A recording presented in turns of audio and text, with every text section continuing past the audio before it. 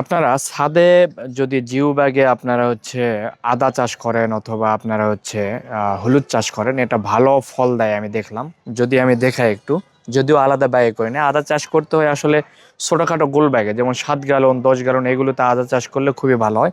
তো আমি একটু দেখাচ্ছি আপনাকে কি পরিমাণ আদা হয় আসলে এটার।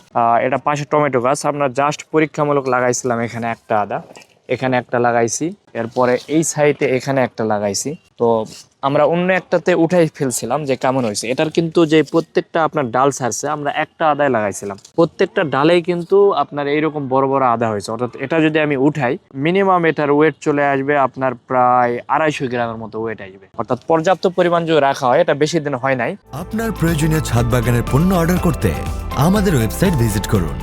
তো একটা ব্যাগ থেকে আপনি যদি একটা আদা লাগাইতে পারেন, সেখানে দেখা যাচ্ছে যে আপনার 2-2.5 কেজি 3 কেজি এমনকি 5 কেজি পর্যন্ত পাইতে পারেন, যদি এটার গাছটা অনেক বড় হয়ে যায় বা অনেক দিন রাখেন। তো আদা চাষ করা বস্তায় অনেকে করতেছে বাইরে, এটা অনেকে অনেক ভালো ফল পাচ্ছে বস্তাতে। তো সেই ক্ষেত্রে আমি একটু টেস্ট করে এই সাইটে দেখলাম যেটা আসলে ভালো ফলন। অথবা আপনারা যে সবজি বেডগুলো রয়েছে, এরকম বেড, এই বেডের হয়তো বা এক পাশে আপনি 2-1টা আদা লাগায় আগে দেখতে পারেন কেমন ফলন হয়।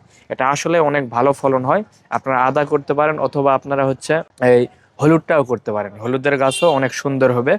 আর হলুদ আদা এগুলো কিন্তু ছায়া জাতীয় গাছেও হয়। আপনি দেখতে পাচ্ছেন এটা একদম গাছের ভিতরে রয়েছে, ভিতরে পড়ছে, তারপরও গাছটা অনেক সুন্দর। আর এটা রোগবালা তেমন নাই বললেই চলে। তো এই জন্য চেষ্টা করেন আদা লাগানোর জন্য, পারিবারিক পুষ্টিটা পূরণ হয়ে যাবে। এটা আপনারা চেষ্টা করবেন 7 গ্যালন ব্যাগে, আমাদের যে সিরাজটেকের ব্যাগগুলো রয়েছে 7 গ্যালন ব্যাগে রাখার চেষ্টা করেন, অথবা এরকম সবজি বেডের হয়তোবা গাছের ভিতরে আপনি মাঝে মাঝে কয়েক জায়গায় লাগাই দিতে পারেন। তো আজকে এই পর্যন্ত, সবাই ভালো থাকবেন, সুস্থ থাকবেন, আল্লাহ হাফেজ।